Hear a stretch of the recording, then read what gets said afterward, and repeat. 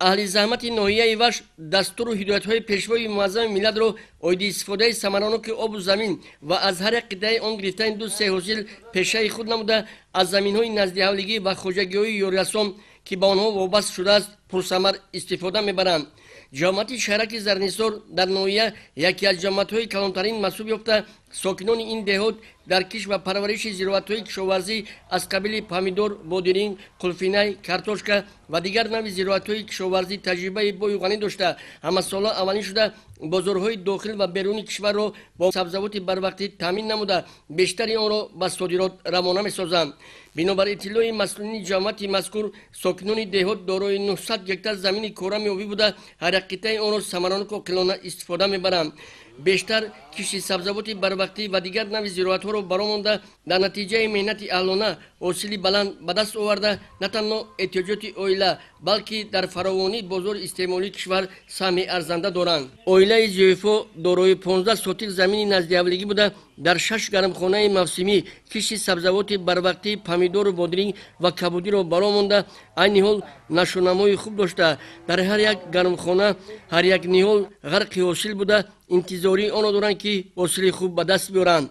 مورد ذکر است که خوجگیداران جماعت شهرک زرنیسار در ساحه قلفینه پروری تجربه بایغانی داشته همه سالا اولین شده بازارهای مملکت را با این نوع محصولات خوش‌طعم و لذیذ و از جهت اکولوژی تازه تامین می‌نمایند. عائله حق بوطیفا دارای 10 سوتیک زمین کورم آبی بوده در 6 گرمخانه پرورش قلفینه را برآورده علاکه پاداش زحمت کشیده خویش را به دست آورده وارد بازارها نموده ایستادند. با گفت این دهقان پرتجربه همروزه از این گرمخانه تا 120 کیلوگرم قلفینه جمع‌آوری نموده به فروش میبرند. با مقصد افزون نمودن استحصال قلفینه دهقانان از نوع تخمی ترکی استفاده برده تجربه آنها نشان داد که این نوع با اقلیم این زمین‌ها مطابق بوده حاصل دلخوانیز می‌دهد. عین حال قلفینه استحصال نموده خوجگیداران این جماعت شهرک زرنیسار به جمهوری قرقیزستان ولایت سوخت و ناحیه‌های تابع جمهوری به فروش برآورده شده ایستاده است. ما یک سال دا مثال دو بار حاصل میگیریم یک بار پامیدور یک بار بادرنگ بعد از بادرنگ با ما گشنیج اوکراپ کوریده 3 بار حاصل میگیریم 6 تا گرمخانه داریم همش شبانه روزی کلنای بچهای کار میکنن همه بچه‌ها در همه جای روسیه نرفتن همینجا کار میکنن مهنت میکنن حاصل خوب میگیریم.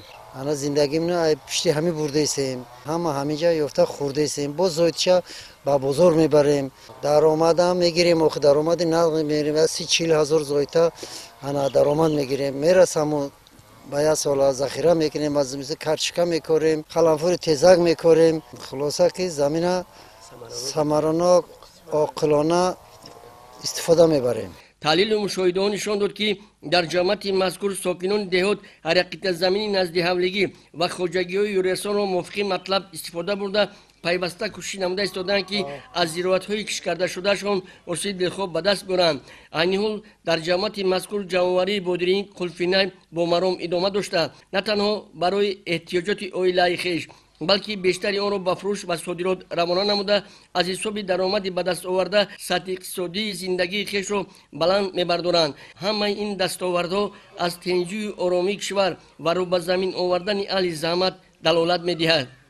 چون که شما از نمونه‌ها می‌بینید در 6 گرمخانه موسمی کشت و پرورش پامیدور و بادرنگ را برآورده علاکه پاداش زحمت کشیده خویش را به دست آورده به جمع‌آوری آن شروع نمودند. با مقصد زیاد نمودن استحصال بادرنگ از نوع تخمی تیکو استفاده برده زیرا تجربه دهقانان نشان داد که این نوع تخمی با اقلیم این زمین‌ها خیلی خاص بوده حاصل فراوان می‌دهد. این از آن شهادت می‌دهد که ساکنان این محل حرکت از زمین و ثمرانک عاقلانه استفاده برده تا اینکه از یک زمین 2-3 حاصل به دست آورده نه تنها احتیاج عائله خویش بلکه بیشتری آن را با بازار به فروش برآورده درآمد صاف به دست آورده از این حساب سطح زندگی عائله خویش را بلند بردارند. قلمرو نیازی غیبی شوی مردان برای برنامه اخبار از ناحیه وخش.